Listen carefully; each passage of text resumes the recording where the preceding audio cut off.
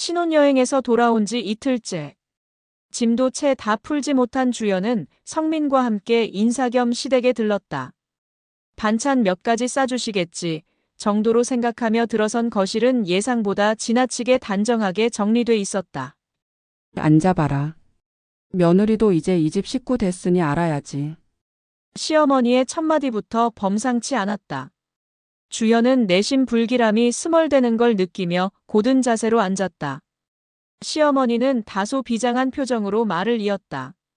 우리 집은 30년 넘게 제사를 지내왔어. 내 아버님 살아계실 때부터 내가 홀로 다 해왔다. 근데 이제는 나도 나이가 들었고 장손이 결혼도 했으니 며느리가 슬슬 가져가야지 않겠니? 말끝은 부드러웠지만 그 말 속에 담긴 뜻은 분명했다. 이번부터 제사는 주연이 내가 맡아라. 주연은 놀라서 성민을 쳐다봤다. 성민은 마치 처음 듣는다는 듯 눈만 깜빡이고 있었다. 평소 말수가 적은 남편은 이럴 때 더욱 무용지물이었다. 어머니, 제가 지금은 직장 다니고 있어서요. 최대한 조심스럽게 운을 뗐지만 시어머니는 고개를 내저었다. 다 그렇지. 나도 내 시절에 애 키우고 일하면서 다 했어. 요즘 애들은 조금만 힘들면 다 못한다는 말부터 한다니까. 주연은 입술을 꼭 다물었다. 바로 맞받아치면 싸움이 될 것이 뻔했다. 시어머니의 눈빛은 내가 당연히 해야 한다는 확신으로 빛나고 있었다. 문제는 주현과 성민의 현실이었다. 매달 빠져나가는 신혼집 대출 원리금, 관리비, 보험료 등등. 성민의 연봉으로는 빠듯했다. 당장 쉬는 순간 생활이 흔들릴 판이었다. 어머니, 저도 어른들 도리 무시하려는 건 아니에요. 주연은 숨을 고르고 천천히 말을 이었다. 다만 아직 저희가 여유가 없어서요. 저희가 맞벌이를 하고 있어도 생활비도 빠듯하고 제가 일을 꼭 해야 하거든요. 시어머니의 표정이 굳었다. 그래서? 제사는 못 지내겠다는 소리냐? 지금은 어렵다는 말씀입니다. 10년 뒤쯤이면 모르겠지만 당장은 어머니께서 하시되 제사 비용은 저희가 절반 부담할게요.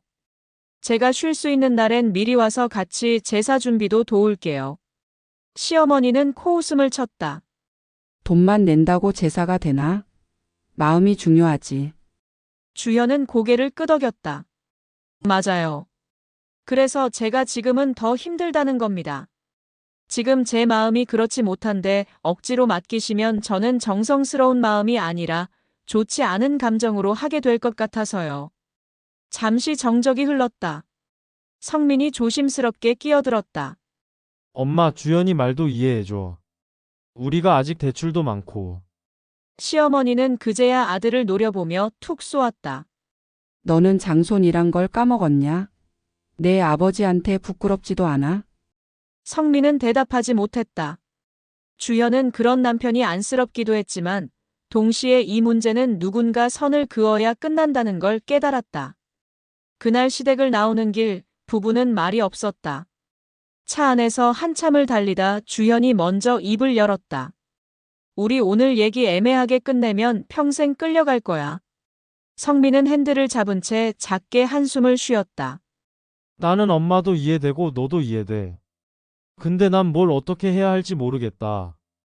그러니까 우리 둘이라도 합의를 보자. 주현은 단호하게 말했다. 10년 뒤 우리가 제사를 맡게 되면 그때는 간소하게 하자. 아니면 아예 안 하든가. 어차피 우리가 살아갈 방식은 우리가 정해야 하잖아. 성민은 그 말을 곱씹다가 고개를 끄덕였다. 그래. 적어도 우리끼리는 그렇게 하자. 그리고 엄마한테는 당장은 드러내지 말고. 그날 이후 시어머니는 여전히 제사를 준비하라고 은근슬쩍 언급했지만 예전처럼 일방적으로 강요하지는 못했다. 주현이 제사 비용 절반을 보내올 때마다 돈만 보내면 다냐라며 투덜댔지만 그래도 그 돈을 다시 돌려주진 않았다. 그게 고집과 인정의 경계선이었다.